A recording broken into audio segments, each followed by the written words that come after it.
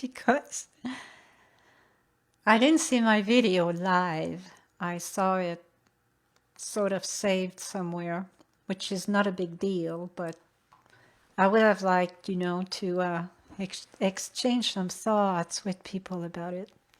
So, as I said, this is a new equipment here, and I'm not too sure how it works yet. So, but I know something I'm sure is that this is really cool with the slides, just next to me right now, and also a slide that you can see the information, and that you can also keep. Excuse me here.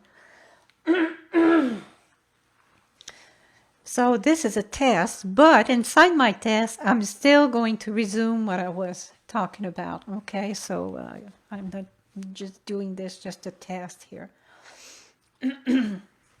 So what I was saying is we are not victim of our genes. I didn't discover that. This was discovered, and is discovered by Dr. Bruce Lipton, a wonderful, very important cellular professor, cellular biology, who was teaching cellular biology to students in medical school. So, and they were calling that, the is it genome or something like that? So anyway, the point is not all these details. The point is that no, we are not victim of the genetic blueprint of our parents. And what I was saying as well is that each human being, each one of us, is made of 50 trillion cells. Now, think of a community of 50 trillion cells that is shaped like a human being. So, that will make you think, because then you start thinking, what am I feeding my cells with? When you start realizing that, just this strand of hair here, it's all cells. Everything is cell. So we're not controlled by our genes at the end of the day, right? We're controlled by the emotions that we put in our cells, and the emotions, of course, are releasing chemicals in our bloodstreams. Of course, if we're happy or excited and, life is good, or we're laughing with someone, or we're laughing at a very, very good joke, then good hormones are being released. Serotonin, endorphins, and dopamine. And our cells, they love that. They react very well to that. They get healthier. I was also talking about the cell itself.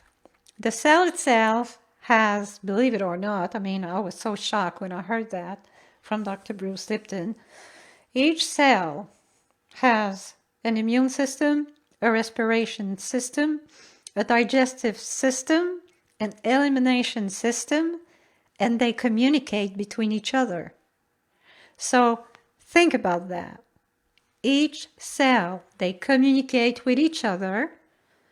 They have all the systems that we have in our body. It's a replica in each cell. Isn't that impressive? I thought that a cell basically was a drop of water with, chemicals in it, of course, but nothing close to what I learned. This changed my whole perception, by the way, which changed my whole behavior, which changed my nutrition, which changed so many things. But the biggest change was that I knew at that moment that my genes had nothing to do with my mother's genes, and that was the best news that I ever heard. If you knew why, you would understand. And I know that many, many women watching this right now, they will get that. They will say, oh my gosh, you made my minute. You made my day. So, chemicals are released in our bloodstreams. Endorphin, sure, but if we're angry, frustrated, we want to retaliate, and we have all this animosity, what is released is cortisol, the fight or flight response, chemicals, epinephrine, adrenaline, and these are not very good for our cells. So what releases these chemicals? emotions. I just mentioned that. Anger, resentment, frustrations, retaliations, grudge, grudge in our head, when we don't forget and we're resentful, okay? If we hear about something that we're not happy or reminds of brings a memory of an event that we were not really happy with, so that we are still angry, that we have not forgive. Now, what triggers these emotions? Our thoughts. Our thoughts gives a signal to our emotions, who gives us signals to the chemicals of our body, who gives us signals to ourselves. And then we have the environment. Are we forgetting that? The environment is the signal to us. And it's a chain of reaction. Does it make sense to you? It's a chain of reaction. It's a very toxic circle. So we think what we feel, and then we feel what we think. We think what we feel, and we feel what we think. When you stop at that and say, hey, this is a chain reaction and this is not good. But the good news is that we can change that. Because we're not victim of our genes, right? So if we keep thinking that, there are people who still think that. And if you think that, well, you're not going to go anywhere, really, because you feel like you're stuck. You feel that your destiny is already written down, that you have been handed a bad hand of card, and it comes from your mother's genes, and then it's victim consciousness. And then, you start giving this as an excuse. Well, it's my mother's genes. I know because I did that many years ago. I didn't know before hearing Bruce Lipton. I had no idea. I thought that I had my mother's genes. Now, if you look at this slide, you're going to see that 5% of the population are born with a genetic disorder. Yes, yes, yes, yes. Down syndrome, cystic fibrosis. Of course, there are certain things that are genetic. Okay, alcoholism is genetic, but sometimes it will skip a generation. Okay, so we're not talking, let's not slice the dice in many parts here. Okay, and you'll be very happy with what you will be learning now. So this is how it goes. It is a chain reaction. We are a community of 50 trillion cells that are shaped as a human being. Everything is cell except your clothes, okay? Except your clothes. Everything on your body is a cell.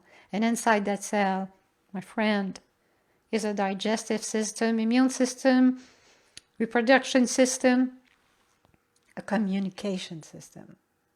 And that means something. A communication system. They can talk to each other, right? They don't talk with their mouth, but there's a communication system. And how do they get their signals? Chemicals. Oh, and how do these chemicals get their signals? Emotions. Oh, and how these emotions are coming in? By our thoughts and our feelings. Oh, and how does that come into play? Our environment, the people around us, different environment that we go in. And this is called the vibration, the energy. That's what we feel. We feel the energy. Things around us, places will not talk to us. But it's a non-verbal communication. Right? We're going to feel it. You're going to go like, this is bad vibes here, just bad juju. I'm not going to go there. Or someone comes to us and you just know they're bad news. Okay, it's not written on their forehead. I am a bad news. Okay, we know it, we feel it. And then this is the body reacting. And of course, it's just not going to react for a feeling. Okay, we're talking about repetitive emotions that triggers that. So from the environment that is probably very toxic. Think about a toxic relationship, right?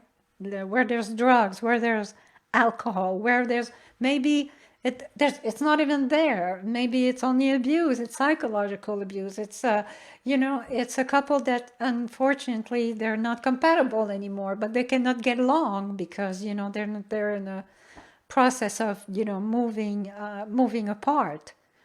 So these will trigger all kinds of emotional reactions. So the answer is create your own environment, okay?